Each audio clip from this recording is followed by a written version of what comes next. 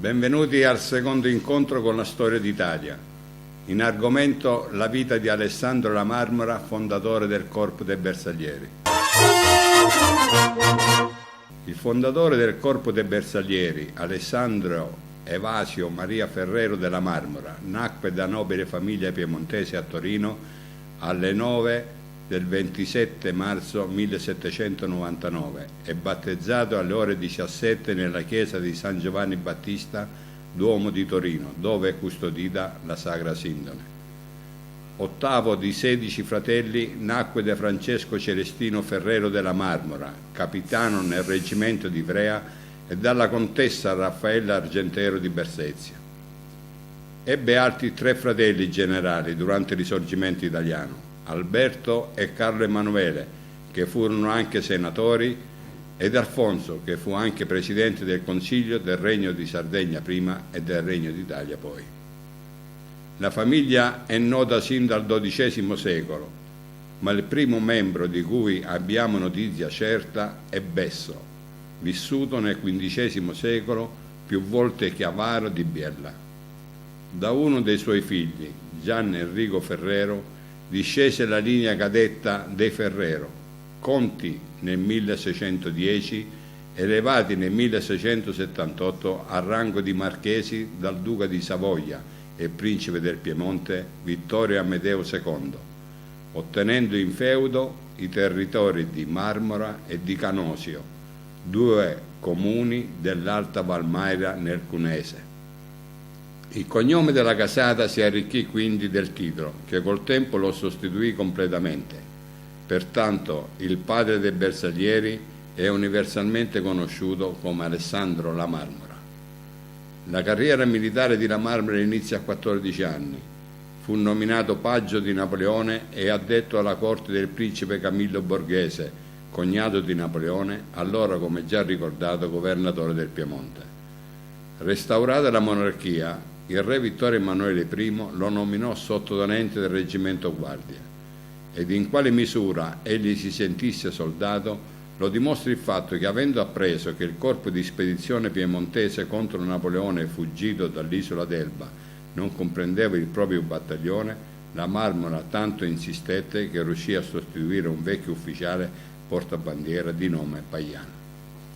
È conosciuta la sua passione per la caccia, che unita alle sue eccellenti doti di marciatore gli permetteva di percorrere molti chilometri al giorno.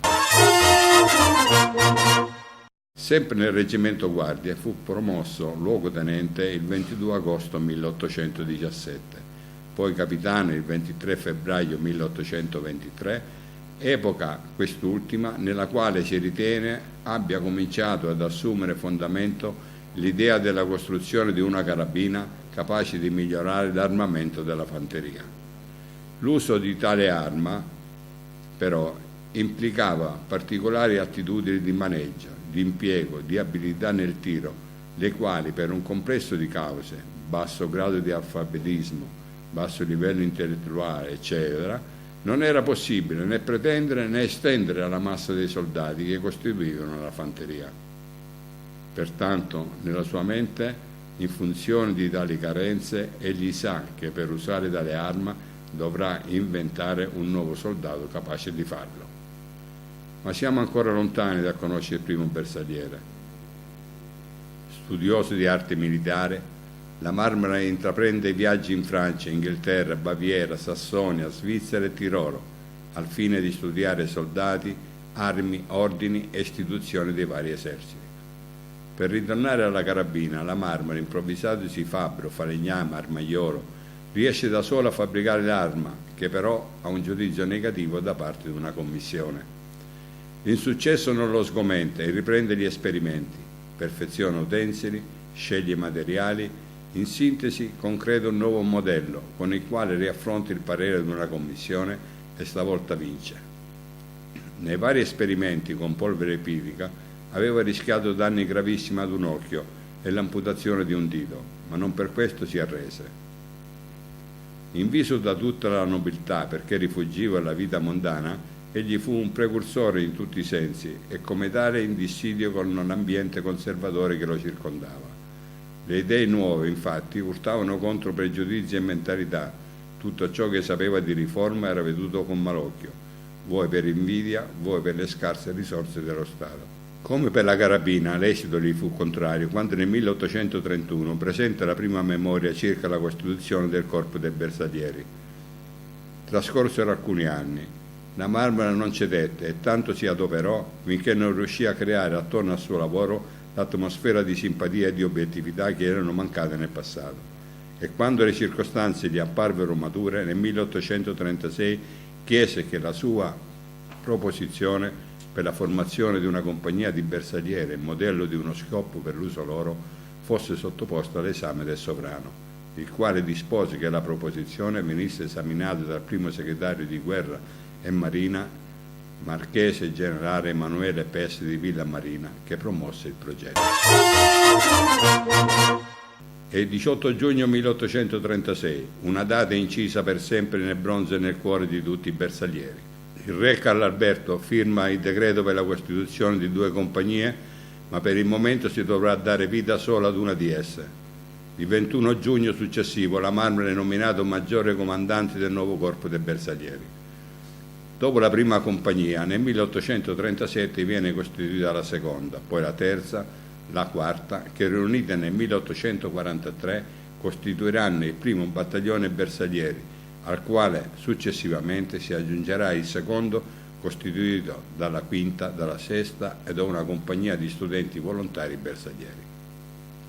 Con la prima guerra di indipendenza del 1848 e con la Repubblica Romana del 1849 inizia la corsa di La Marmora e dei suoi bersaglieri. Essi poi, in un momento storico fondamentale per il Regno Sabaudo, sono inviati fuori dai confini nazionali. È il 1855. Francia, Inghilterra e il Regno di Sardegna allestiscono un corpo di spedizione di cui fanno parte 5 battaglioni bersaglieri per soccorrere la Turchia, il cui territorio, la Crimea, è invaso dalla Russia. Dopo pochi giorni dallo sbarco in Crimea, il fondatore del corpo dei bersaglieri è colpito dal colera che serpeggia fra le truppe e mena strage, 600 morti. L'aiutante di campo di La Marmora, colonnello Emilio Borromeo, così descrive la situazione. Il dottor Testa si sedette nell'ambulanza, io a cavallo di fianco alla stessa. Si marciò piano per diminuire le sofferenze dell'illustre ammalato. La voce di lui non sentivasi che per ringraziare. A Cadicoi, il generale fu ricoverato in una casetta, 3 stanzette, 3 tuguri, su di un piccolo letto da campo ricoperto con coperte da cavallo e plaid.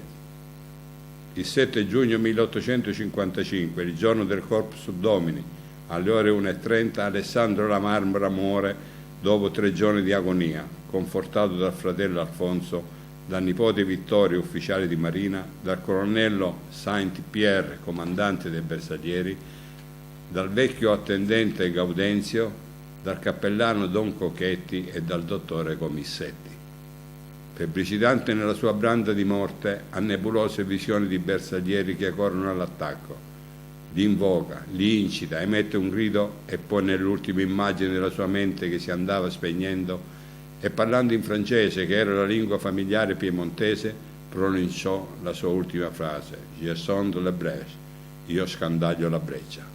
In quel momento egli certamente non profetizza la breccia di Porta Pia, perché nulla faceva prevedere che avvenisse, come poi avvenne solo 15 anni dopo, ma probabilmente dava alla breccia il significato della rottura di una resistenza, il superamento di un immane ostacolo per lanciarsi al di là, avanti, incontro alla vita, alla vittoria, alla libertà e nel suo caso in quel momento alla morte.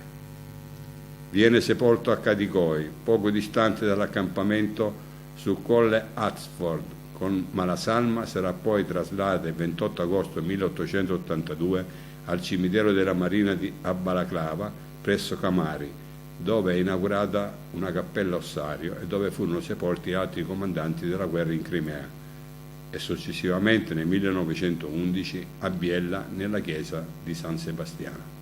Il rientro in patria, ultima tappa di questo lungo viaggio verso la sede finale per le sue spoglie, fu deciso dal governo italiano nel 1911 per celebrare le ricorrenze del 50° anniversario dell'Unità d'Italia e del 75° della fondazione del Corpo dei Bersaglieri.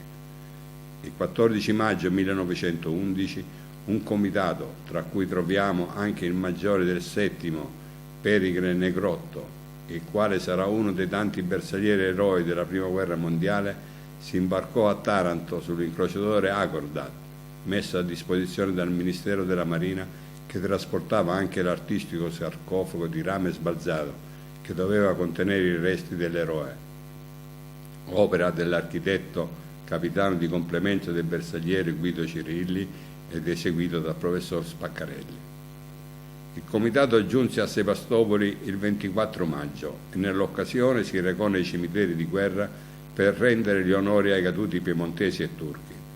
L'Acordat ripartì per l'Italia il 14 giugno e giunse a Genova il 24. Il 25 giugno il sarcofago arrivò a Biella.